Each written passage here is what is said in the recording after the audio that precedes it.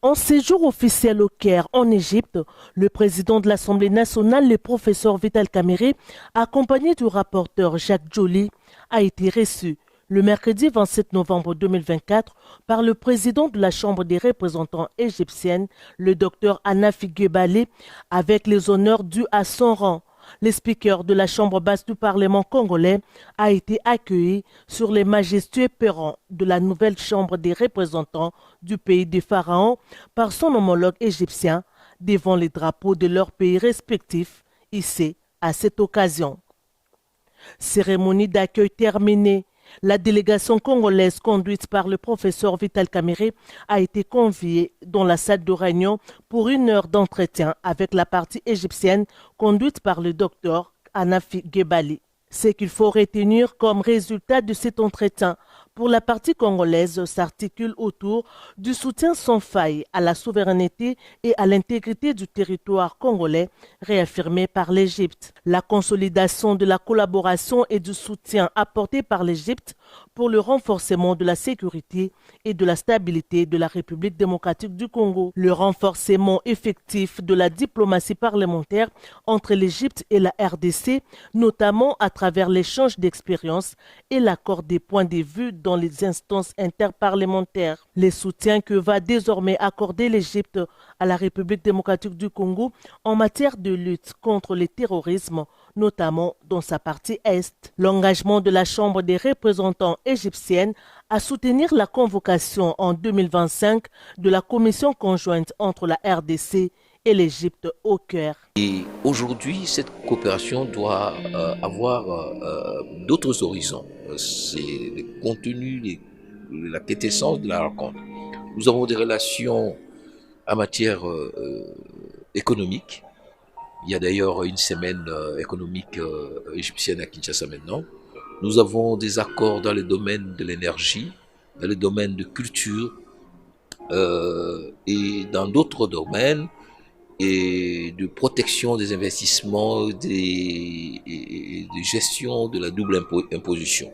Mais cette coopération doit aller se consolider, doit s'ancrer davantage.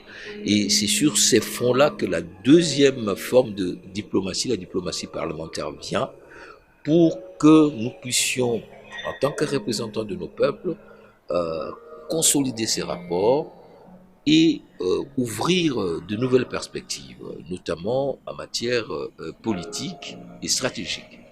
Par ailleurs, l'Égypte a marqué sa reconnaissance pour les soutiens lui accordés par la République démocratique du Congo pour la signature de l'accord cadre sur la coopération dans les bassins du fleuve Nil et sur la candidature égyptienne au poste de directeur de l'UNESCO. De ces faits, l'Égypte a réaffirmé sa volonté de continuer à aider la RDC à réaliser le maximum de développement à travers l'Agence égyptienne de coopération dans le pays de Lumumba et au premier plan des pays bénéficiaires de l'appui égyptien dans différents domaines. Pour la partie égyptienne, le président de l'Assemblée nationale, le professeur Vital Kamerhe, a donné l'engagement de l'Assemblée nationale à appuyer la demande du soutien de la République démocratique du Congo à la candidature de l'Égypte au poste de vice-président de la Commission de l'Union africaine lors du sommet d'Addis Abeba qui se tiendra en 2025 et l'adhésion de l'Égypte au Conseil des droits de l'homme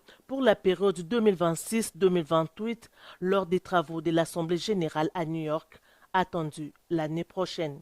Le speaker de la Chambre basse du Parlement congolais, le professeur Vital Kamerhe, a aussi salué les rapprochements entre le président congolais Félix-Antoine Tshisekedi Tshilombo et le président égyptien Abdel Fattah al-Sisi, qui ont, en tant que grands panafricanistes, compris qu'en travaillant ensemble, les pays africains peuvent changer l'Afrique. Il a à cet effet rappelé la vision du chef de l'État congolais, Félix-Antoine Tshisekedi Tshilombo, qui aspire à mettre les potentialités que regorge la RDC au service du développement de l'Afrique à travers une mutualisation des forces entre pays africains et la promotion de la paix sur les continents. D'autre part, il a appelé l'Égypte à s'unir avec la RDC pour prévenir la crise internationale qui guette les 2 prochaines décennies et qui risque d'opposer des pays dans la recherche de l'accès à l'eau douce.